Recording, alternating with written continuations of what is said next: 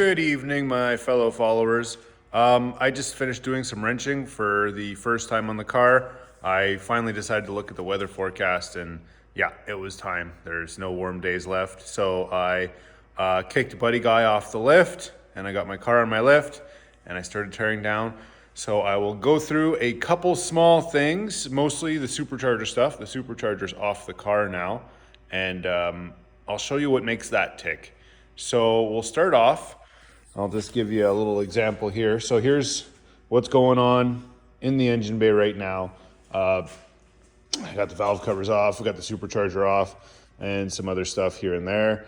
There's my ECU. I'm actually going to redo all the wiring in here when this engine's out, because I've been having a whole lot of trouble, mostly because there's just too much stuff on one circuit. I have the fuel pump, I have the fans, I have my intercooler pump, I have the ECU, basically all on relays, but also tied into the key.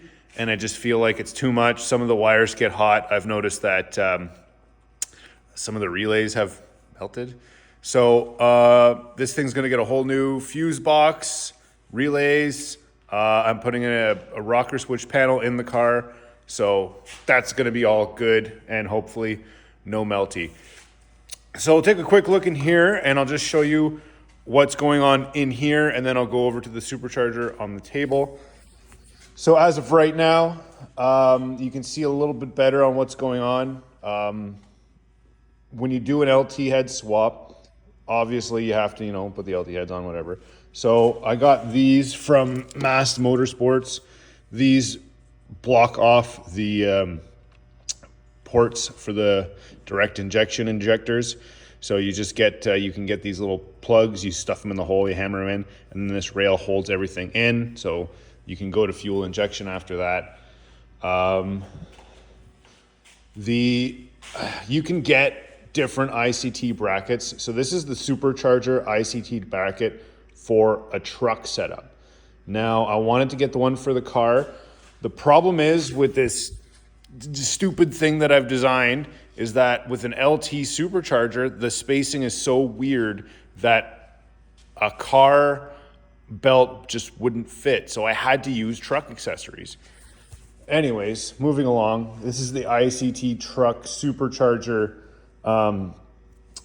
bracket. If you want to go that route, if you're doing an LT head swap, you don't have to. I think my other one's around here somewhere, and I think in a previous video just that video I made on how to do the LT head swap, I showed you with a truck one how to just shave down the back. This one, what I did was the brackets here and that bolted the bottom in and the spacers in the middle all stay the same, but then these spacers that bolt to the head, what I had done was I shaved them down because the head sticks further out than an LS does. And then if you leave the spacers the same length, the alternator and the power steering end up being cocked out like this. So you have to make sure that you trim those spacers down so everything is back in line with your pulleys and everything else. Next thing I did was on this specific bracket, I re-drilled the hole. You see the bolt doesn't actually line up. So I had to re-drill that bolt so I had more bolts in the system. Otherwise that one bolt wouldn't line up. This one doesn't work at all. So there's no bolt in there, but this one's in here. This one's in here. There's one you can see right there in there. And I think there's another one somewhere too. So there's enough in there. It's not just like one or two is holding it. Here's my throttle body, cable throttle body, makes the whole thing work. Moving along. This one was tricky because they don't make a belt tensioner for this type of deal, whether you're going supercharged or turbo or just leaving it NA. This is an ICT bracket for the supercharger tensioner. You get them off ICT or Amazon or wherever you want. This is the GM stock off of LS9, I think. And what I ended up having to do was you look down here, the bolts do bolt in, but there's a third bolt up top that doesn't bolt anywhere. And I thought of just drilling a hole and tapping it into the head, but then I might have oil leaking out, and I didn't like that. So what I did was, instead of drilling and tapping, I made a little spacer here, and then this is on the truck water pump. This is the bolt hole that holds the original belt tensioner on. So then I just ran a bolt in there and put this little spacer and basically Loctited it and tightened it right up, pressed it hard against the head, and that doesn't move. That's basically what keeps that firm. There's still 2 bolts holding the whole thing on, but this is what holds it back from going bloop, bloop like that. So as of right now, that's as much as I could show you in the engine bay as things are slowly starting to come off. This is going to be a tricky one for you guys. I honestly don't know if LT headers for swaps are out yet. So this was a big thing for me that I had to explain to a lot of people when I did it. These were my original headers that I had done for my original LS swap like 6 or 7 years ago. So these are 1.5" headers, and these are way too small for what I'm doing. Way too small. Like, I need to get rid of them. But the problem is that back when I first did this, nobody had headers for this, and I didn't want yucky stock truck headers or whatever. So I went to Motion Raceworks and I bought these LT exhaust flanges, just the flange. And then I cut off these off of my LS flanges and basically rewelded the whole thing. Now, the LT flange, I'm sure the headers exist now, but they're like probably $1 billion trillion. So if you're looking to do this on the low buck, I would suggest either going on Summit or eBay or wherever and just getting another set of header flanges. They are still kind of expensive. So for my new headers, I will be cutting these off and reusing them. That being said, move on over here. These came in last night. They came in on a Sunday night at 9 o'clock, and I felt bad for the poor bastard that got stuck delivering them in the rain, but it is what it is. These are 1 7/8" headers. Like I said, I will be cutting off the LS flange and welding the LT flange back on. Easy way to save money because it's already here. Next, quick little tech tip, not associated with the LT head swap, but anybody watching this video, if you know somebody or anybody LS swapping a 3rd gen Camaro, nope, sorry, that's a 2nd gen Camaro. If you know anybody LS swapping their 2nd gen Camaro looking for cheap headers, look no further than the 4th gen Camaro. So if you get 90, I think it was like 98's the magic number, go on eBay, get a 1998 Camaro set of headers. They fit absolutely perfect. There's only one catch, is that, and you'll see in a second, if I put these headers up here, you can see at the bottom, the collector kicks out to the right. That's the only thing you have to deal with. And all I did was basically cut it on an angle, flip it around so it's straight, and re-weld it back into place. And that's it. It is fast, easy, cheap. If you have access to a grinder and a welder, it takes you all of 15 minutes, and you can get these headers as low as $120, and they're stainless steel, and I don't know how China makes them so cheap. They look good, they sound good, and you have a set of long tube headers for your 2nd gen LS swap, just like that. The cheapest way you can do it. There are some more expensive ways out there, but no, it's just, for example, Buddy's car over here that we're working on, 5.3 aluminum, Lexus IS 300, long tube headers. Those cost about $1 billion trillion. I think they were like, $2,500, and still ended up having to modify and bash them, even though the people who we got them from said that it's a direct fitment. So don't waste your money. Like, they look the exact same as mine. Like maybe there's some performance differences, I don't know, but from what I can tell, it is an open tube. So if you're just looking for the low buck just to do your header swap or in your LS swap, that's the way I'd go. Amazon has a couple shorty ones that work, but everybody likes long tube headers. 4th Gen F body, that's the way to go. Moving along, supercharger. Before I end the video, because I have some stuff to do, if you're going the supercharger route, I have both superchargers sitting here on the table. 1, 2. That one's for sale. This one is not. All right. So I don't think anybody's ever seen these out of the car. This is what makes the whole thing work. It's the supercharger system. A lot of people ask me how the supercharger works and how do I get it to work. This is the only way. That's not true. I'm lying. There is another way, but you don't want to do that. The other way is you have to have a stock or Magnuson, and nothing in between. You send the whole unit out to, I don't remember the name of the place, and then they basically drill, weld bungs in every port, and then they kind of do some kind of mad wizardry so you can put a fuel rail, and it costs exactly the same amount of money as this setup. So pick your preference. Send this away and not have it. Order this and it comes in the mail. Okay. So anyways, fuel rail up top, and you got your injectors. These are Bosch injectors. They are they're called non-impedant, I think. I had to look up what that meant. So basically, they're worth something. They're a good injector, and how it works is when you turn up fuel pressure on injectors, you apparently lose efficiency, and they're kind of sort of not happy with how you're treating them, from what I gather. And these ones are not. So these are 88-pound injectors, but you can turn up the fuel pressure, 88 pounds at 43 PSI of fuel pressure, but if you turn up the fuel pressure to 60, they become 110-pound injectors and lose zero efficiency.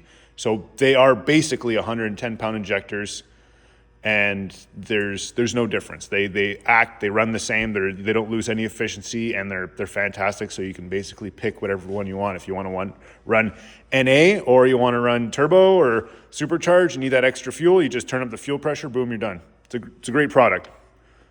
So anyways, this is what it is. If that's what you're looking to do, 2 high PSI cell these. You can get them in a bunch of different configurations.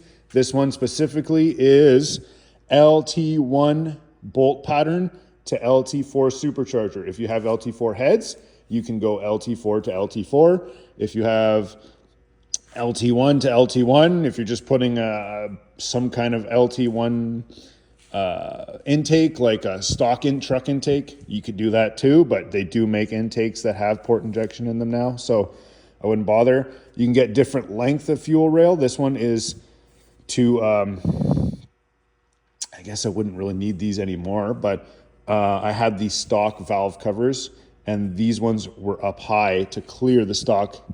The coils come through all these holes, and this was made to clear that, but you can get different ones that are much lower down if you have a coil relocation kit. See, if you see here, I have different valve covers now, but the stock coil would sit straight and was like higher up and up here. So moving along. The supercharger modifications I had to do. So this is an LT4 supercharger, Edelbrock, 2.3 liter.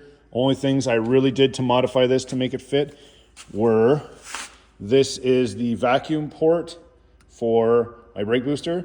It was like this long, and I cut it down to this long because it was going to hit the alternator. That's it. The air temperature sensor, it was, I don't know what sensor was in here before. So I basically drilled this completely out so that I could fit my air temperature sensor in there. That's done. This I capped off, don't need it. These are the intercooler lines. So these were like this long, and I had to chop these because these were going to hit the alternator also. Not a big deal. I just put them on there. It's a low pressure line for coolant. It's not like it's going to blow off, and they haven't. This particular supercharger, which is considered a stage 3 for some reason, only could take a 92 millimeter throttle body, which is ridiculous for a stage 3. So I opened the whole mouth up to accept my 102 millimeter throttle body and did a little bit of porting inside just to get some of that yucky out of there because it looked a little restricting. And the last but not least, I bought a new pulley. The original pulley that was on here was, I don't remember, 2 3/4 inch. Yeah, 2 3/4. I actually have it here somewhere.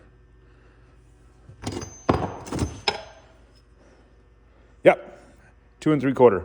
And then that one is a 2 1/4. So smaller, faster, more boost. And then the only thing I did, so I'll show you how much offset there is with this whole setup. So originally, this is the 2 3/4 pulley. 2 3/4 pulley sat right here. And in order to make it work for my setup, I had to drop the pulley on the ground. Full of oil. I had to flip it around. So there's a complete offset on these Edelbrock. Apparently all Edelbrock pulleys are made the same. So if you buy a supercharger and E-Force, they're all like this. It's kind of cool that it's generic. So other superchargers, you know, like they change it from year to year to year. Apparently all Edelbrock superchargers have generic pulleys. So it's kind of cool. You can't mess it up. So it was like this. Now flip it around. Boom. And then it was about here. And then I had to make a spacer and bump it out to here. So there is a significant difference on how much it sticks out, but it's on there solid. There's still enough shaft that that it still sits in there, so I'm not too worried about it, and haven't had any issues. I upgraded, I drilled and tapped out the holes and put bigger bolts because there's only 4 bolts holding it on versus the old LT factory where there's like 12 bolts that I kind of felt a little bit better. So and now that this one's out, if you're using a factory LT supercharger, this one's a Corvette snout. All I did was bought a regular hub and pulley. You take the hub off, if the hub's already off, this is actually reversed. So stock, it would be the other way and pressed on flush. I flipped it around and then pulled it out about that much. You can see it's on there. It's pressed on about a full inch, so it's not really going anywhere. And then I got this ZPE Grip Tech pulley. Goes right on there. That's how that went. So it's kind of in a weird place, this whole setup. I mean, if you're doing an LT head swap and you really want to supercharge it, you're looking into a headache. I got it figured out with a lot of time and a lot of screwing around. You can do it. It's definitely doable. It's running right there. A lot of people say you never do it, but you can do it. It just takes a lot of patience, a lot of aligning, a lot of lasers, alignment tools, but it's doable. And the biggest thing I tell people is that the truck, the Corvette, there's 2 snouts. You have the Corvette and you have the Camaro. The Camaro is too long for this setup. You cannot use LT accessories on your LS block. So you're either using car accessories, or you're using Corvette, you're using car accessories, you're using truck accessories. I chose to use truck accessories, and this is where I'm at. It comes out this far for truck accessories. It's one belt that drives everything. It's not one belt that just drives the supercharger. One belt drives all the accessories and the supercharger. That's just the way it worked out. And I don't know if the car accessories, if you could get close enough, because the car accessories really hug the block, and I've never tried it, and I'm not gonna. Moving along.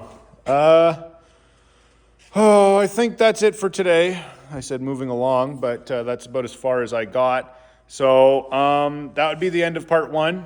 I'm going to do some more wrenching. The next phase will be pulling the engine out. Probably going to take off all the accessories and take off the headers, unbolt the trans. Maybe I'll actually film myself wrenching on it, but I mean, it's mostly just me swearing and stuff, and I'd rather have it out on the table so you guys can see what I'm talking about instead of watching me curse and swear and disassemble. So, keep an eye out for part 2. Be coming in a couple days. We'll get this thing out of here and start disassembling so you can see what exactly is going on and what else it took to make these heads fit on. So, thanks for tuning in. Keep an eye out for that next video. Like, share, subscribe, all that good stuff. Talk to you later. Cheers.